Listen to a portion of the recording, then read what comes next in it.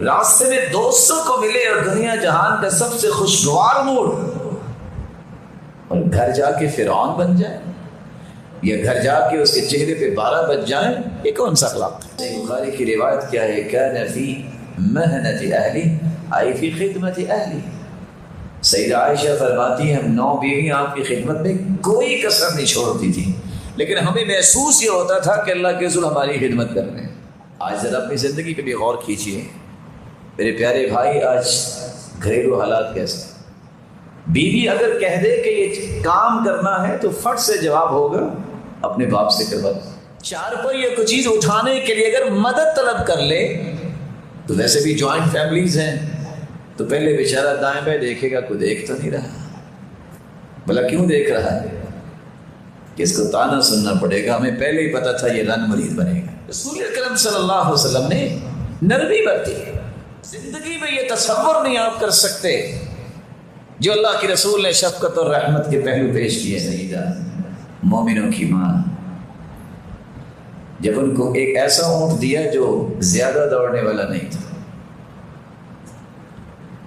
رسول اللہ صلی اللہ علیہ وسلم پہنچ گئے، بھی مومنوں کی ماں کا اونٹ نہیں پہنچا، اور وہ رو رہی ہیں کہ آپ نے مجھے کیسا اونٹ دیا، میں سب سے پیچھے رہ گئی۔ ایک لمحے کے لیے اس حدیث کو سنیے اور پڑھیے، رسول اللہ صلی اللہ علیہ وسلم نے بجائے اس کے غصہ کرتے جو آج دنیا میں ہوتا ہے، آپ نے اپنے مبارک ہاتھوں سے اس کے آنسوؤں کو صاف کیا اور تسلی دی، کوئی بات نہیں، آئندہ اچھا اللہ دے گا۔ رسول اکرم صلی اللہ علیہ وآلہ وسلم اونٹ پہ چڑھنے لگتے اور اپنی اہلیہ کو چڑھانا ہے تو کیا کیا؟ آپ زمین پہ بیٹھے، اپنا گھٹنا کھڑا کیا اور کہا یہاں قدم رکھو اور آرام سے سواری پہ بیٹھ جاؤ۔ آج ہو سکتا ہے کہ کوئی خاوند اپنی بیوی کے لیے گاڑی کا دروازہ کھولے؟ کیسے ہو سکتا ہے؟ اس لیے نہیں ہو سکتا، اس کو تانے دیے جائیں گے، اچھا ہمیں پہلے ہی پتا تھا کہ تم نے ایسے ہی کرنا ہے۔ یہ معاشرے کے تانے انسان کو دین سے دور کرتے ہیں، پرواہ ہی نہ کرو، اگر نیکی ہے تو اس کے کرنے میں کیا حرج ہے؟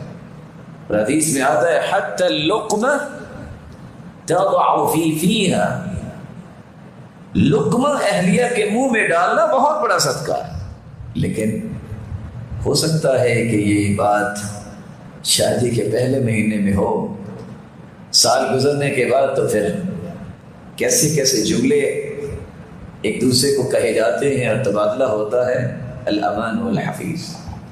اور شریعت نے فیصلہ یہ کیا خیرکم خیرکم لأہلہ وانا خیر لأہلہ۔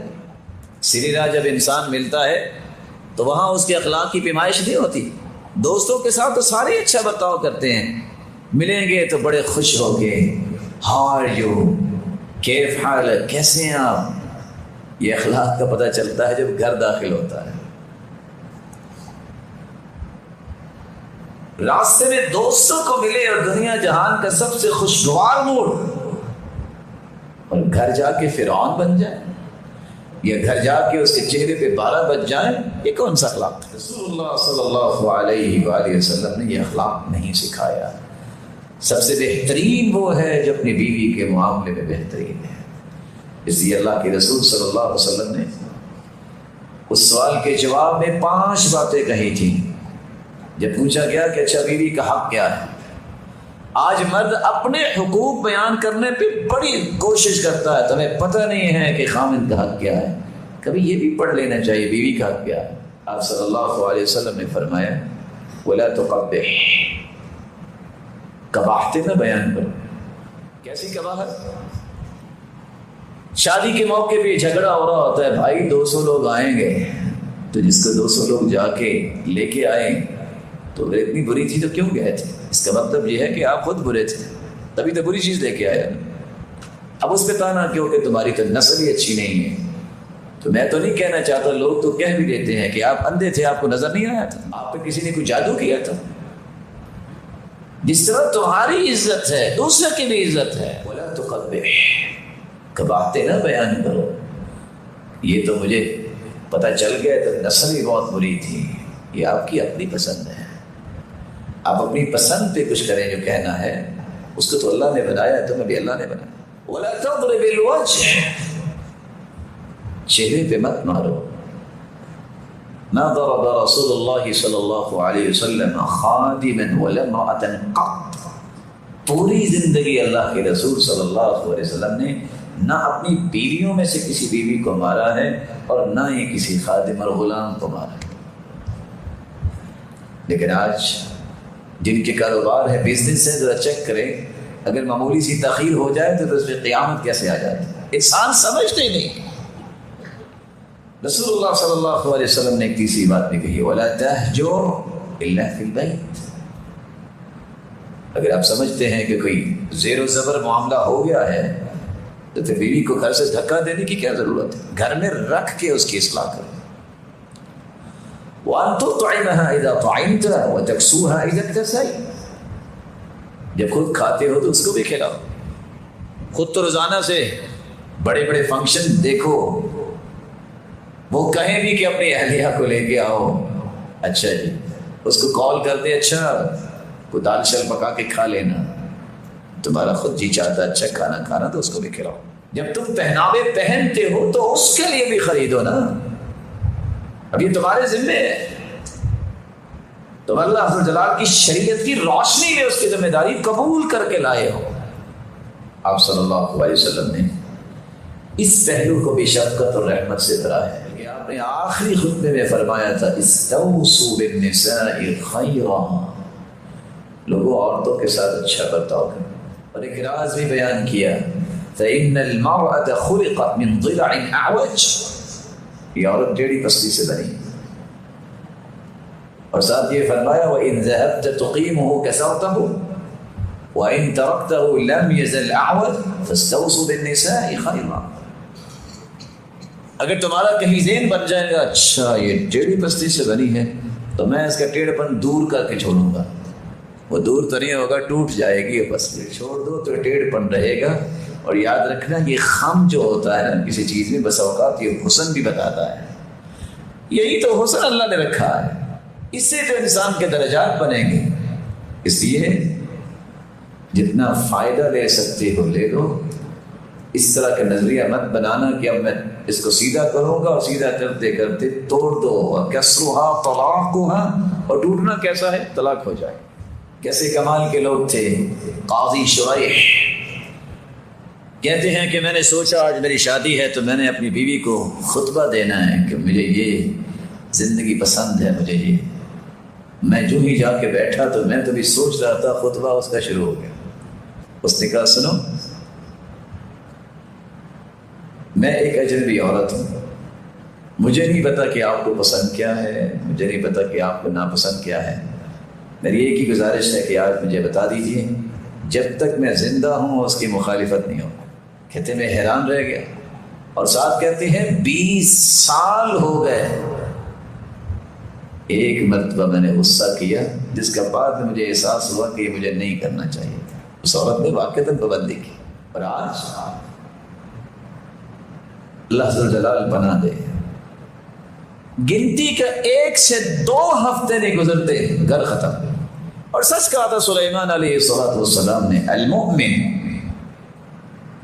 یبنی بیتہ والمنافق یہدم بیتہ. المؤمن تبنی بیتہ والمنافق تہدم بیتہ.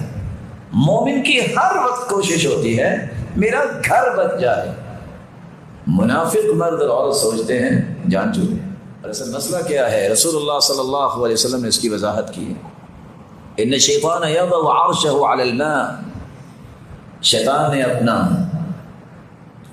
عرش جو ہے پانی پہ رکھا ہے اللہ کی نکالی کرتے ہیں. ثم یبعث سرایاہ. چیلوں کو بھیجتا ہے. ایک آ کے کہتا ہے آج میں نے اتنی چوری کروا دی. تو ابلیس جو ہے ان کا گرو وہ کہتا ہے ما صنعت شیئا. کچھ بھی نہیں کیا. پھر کیا ہوا؟ چوری ہوگی. مسلمان تاجر جھوٹ نہیں بولتے. اتنے کروڑوں کا تو اللہ نے نفع دے دیا، تم نے کیا کیا؟ دوسرا آگے کہتا ہے کہ آج میں نے اتنے قتل کروا دیے. کہتے ہیں ما صنعت شیئا. کیا کیا ہے؟ مسلمانوں کے عقیدے ہی بڑے اچھے ہیں. وہ کہتے ہیں بچے 2 اچھے نہیں، جتنے بھی ہوں گے اتنے ہی اچھے. تم نے 2-4 قتل کروائے ہیں تو کتنے سینکڑوں اللہ نے اولادیں دے دی ہوں گے. جب ان میں سے ایک یہ آگے کہتا ہے میں ترکتہ حتی فرقت بینہ وبین امرأتی، میں شروع سے لگا ہوا تھا، مرد کو بھی کہتا تھا چھوڑو یار عورتیں بڑی، اس کو بھی کہتا تھا چھوڑ جان اس کی، بندے بڑے۔ اب وہ اپنے گھر میں ہیں، وہ اپنے گھر میں ہیں، تو ابلیس کھڑا ہوتا ہے، اسے سینے سے لگاتا ہے، اسے بوسہ دیتا، کہتا ہے نعم الرجل انت، جو کام تم کر کے آئے ہو نا وہ کسی نے نہیں کیا۔ سب سے زیادہ شیطان اس بات پہ خوش ہوتا ہے کہ گھر ٹوٹ جائے، اور بسا اوقات گھر ٹوٹتا ہے تو کس بات پہ؟ سوال آیا جی بس وہ طلاق ہو گئی ہے کیا؟ کہا تھا کہ عید پہ جوتی نہیں لینی ہے، تو اس نے کہا کہ نہیں بس تو تکرار ہوئی، اس نے طلاق دے دی۔ یعنی عورت کی قیمت 500 روپے۔ لا حول ولا قوت الا باللہ۔ اکثر النعال، حدیث کہتی ہے کہ جوتیاں زیادہ لو، اور انسان جوتی پہنتا ہے تو یوں لگتا ہے کہ وہ کسی چیز پہ سوار ہے، تو اگر آپ نئی جوتی لے دو گے تو پھر کیا ہوگا؟ یعنی تمہارے خاندانی نظام اور تمہارے سرور کا اور اس کی قیمت صرف اتنی ہے کہ بس چھوٹی سی بات پہ گھر توڑ دو۔ کتنا خوبصورت جواب دیا تھا عمر نے جب ایک شکایت کرنے آیا تھا کہ بیوی بڑی ایسے اور ایسے ہے، تو انہوں نے کہا ادھر آؤ، انہا غسالۃ لثیابی، یہ میرے کپڑے بھی دھوتی ہے، طباخۃ لطعامی، یہ کھانا بھی پکاتی ہے، اور اصل بات وَيَسْكُنُ قَلْبِي بِهَا عَنِ الْحَرَامِ، اس کی وجہ سے آج تک کسی غیر عورت کی طرف آنکھ اٹھانے کی جرت نہیں ہوگی، کبھی سوچ نہیں آئی یہ بڑی نعمت کیا ہے۔ اس لیے سلف جب بیت اللہ کا طواف کرتے اور ہم جانتے ہیں کہ ہر چکر کی کوئی خاص دعا نہیں ہے، جو بھی دعا مانگو، تو دعا کیا کیا کرتے تھے؟ وہ اللہ سے دعائیں کیا کرتے تھے، الہ العالمین میرے دل میں صرف محبت ڈال تو میری بیوی کی ڈال، وَأَفْرِغْ قَلْبِي مِنْ حُبِّ غَيْرِهَا، کسی اور کی محبت، کسی اور عورت کی محبت میرے دل میں نہ لانا، کیونکہ اس سے بڑی نعمت کو نہیں ہے کہ انسان اپنے گھر والوں کے ساتھ زندگی بسر کرتا ہے۔ اور امام ابن حبان کہا کرتے تھے من سعادت المرء، سعادت مند ہونے کی نشانیوں میں سے ایک نشانی یہ بھی ہے ان یکون اولادہ ابرار، اس کی اولاد نیک ہو، ان یکون اخوتہ صالحین، ان کے بھائی نیک ہو، وان یکون رزقہ فی بلدہ، اور اس کا رزق اس کا بزنس اور کاروبار اس کے اپنے شہر میں ہو، اپنے بیوی بچوں سے دور نہ ہو۔ لیکن آج کمال کے لوگ آئے ہیں، کہتے ہیں بس میں تو وقف ہو گیا ہوں دین کے لیے، اور سال کے لیے میں جا رہا ہوں۔ کہاں جا رہے ہیں؟ دین کے لیے۔ یہ کس دین کی بات ہے کہ بیوی بچوں کو چھوڑ کے آپ سال دور چلے جاؤ؟ یہ کس دین کا حکم ہے؟ رسول اللہ صلی اللہ علیہ وسلم نے تو یہ نہیں سکھایا۔ شریعت تو کہتی ہے کہ خامد فوت بھی ہو جائے، والذین یتوفون منکم ویذرون ازواجا یتربصن بانفسہن اربعۃ اشہر وعشرہ، 4 مہینے 10 دن کے بعد شادی کر سکتی ہے۔ ہاں اگر حامل ہے تو پھر اسے وضع حمل کے بعد شادی کرنا ہو۔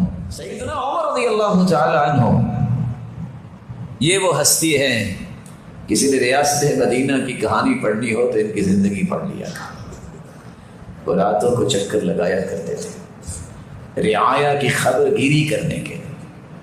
کس طرح ایک گھر کے پاس سے گزرے تو ایک عورت کہہ رہی تھی ویل لعمر ویل لعمر، ہلاکت ہو عمر کے لیے۔ کہتے ہیں کیا ہوا؟ کہتے ہیں بچے میرے بھوکے ہیں، کچھ ہے نہیں۔ کہتے ہیں وما الذی یدری عمر، عمر کو کس نے بتایا کہ بچے بھوکے ہیں؟ تو بوڑھی ماں کہتی ہے اللہ اللہ، لفظ آگے کیا بولے یہ سمجھنے والے ہیں، یغفل عنا ویلی امرنا، اسے خلیفہ بننے کا شوق تھا اور خیال ہی کو نہیں کہ رعایا کی حالت کیا۔ عمر واپس آئے، بیت المال کا دروازہ کھلوایا، سامان اپنے اوپر رکھا، صحابی کہتے ہیں میں اٹھا دو، کہتے پیچھے ہٹ جاؤ، عمر کے بوجھ قیامت کو بھی اٹھاؤ گے۔